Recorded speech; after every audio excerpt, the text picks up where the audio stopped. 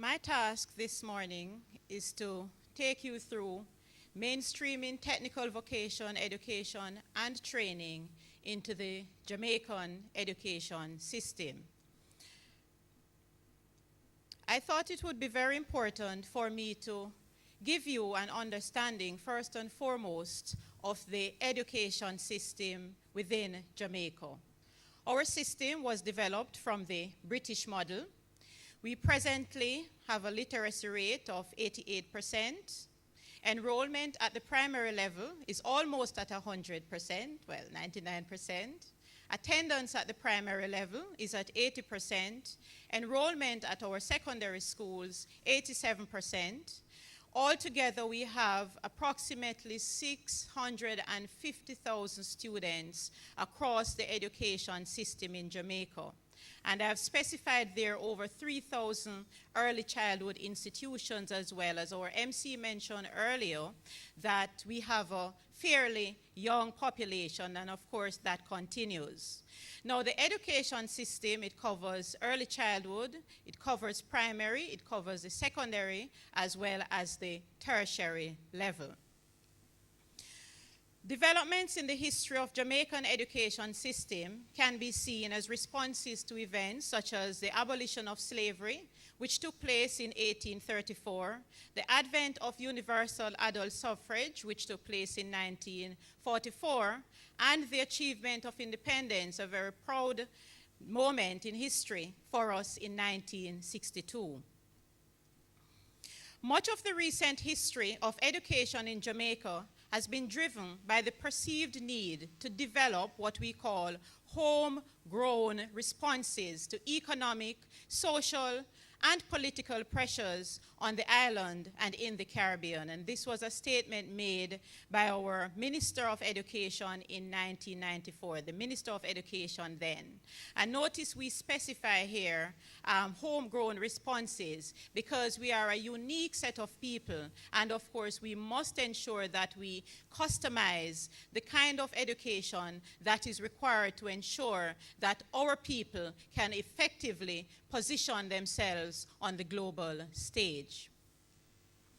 We currently have within the system over 1,000 primary and preparatory schools. These are our private schools.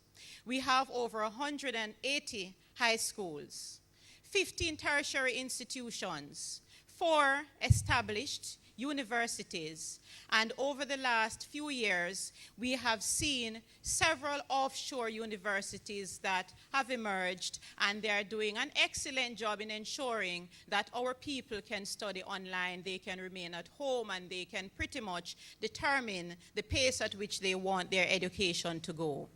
Of great importance, we have over 150 vocational training centers, talking about 26 established, well-equipped training institutions, not as attractive, I would want to say, as Singapore. I was saying to my colleague when our colleague had the slide up, that the photo looks quite impressive, and I said to him, I've actually been to one of those ITEs, and it is just as it is on the photo.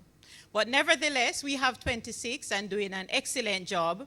We also have what we call community-based training centers. And these are specialized vocational training centers that are located within our communities, which cater specifically to the needs of the communities, ensuring that persons are trained within the skills that are required so that they can create employment for themselves as well as being employed. Of course, we also have several other private training institutions, as education in Jamaica is big business. I thought I would just show you some of the bright faces of the students that we have within our system. And we start from the very little ones who are at the early childhood level. And I normally say to my colleagues, they look so innocent and expectant. And eventually they start realizing that there is a little more to life, and you see the glee and then they move on to the secondary system. They get a little more mature because learning is taking place. They are developing. Then they move on to the almost post-secondary level, and of course they move into tertiary institutions while some persons move on to work.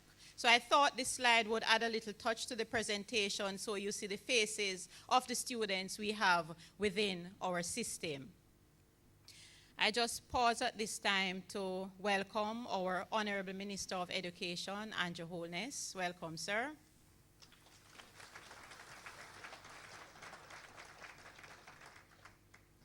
Now, in Jamaica, we have developed what we call the 2030 vision. Very simple. Jamaica, the place of choice to live, to work, to raise families, and do business. And what better could we ask of our people? What better can we do as we seek to ensure that we enjoy what is placed on this earth for us? Now, the priority outcome from the Ministry of Education is world-class education and training produces well-rounded and qualified individuals who will be able to function as creative and productive individuals in all spheres, both locally as well as globally. We within the ministry, we envision a secondary education system which empowers school leavers through general as well as occupational education to achieve personal success and support national development towards global competitiveness. And this is actually a part of the TVET policy that is being developed, which we hope to have approved in short order. Technical vocation education and training is workforce investment, and that is why we have all our, or most of our industry partners here this morning, because it is about workforce investment. And so we speak of the power of E3. We speak about education. We speak about employment, and we speak about development. What better way can we seek to build our economy but through education, through training, through employment, and ultimately development?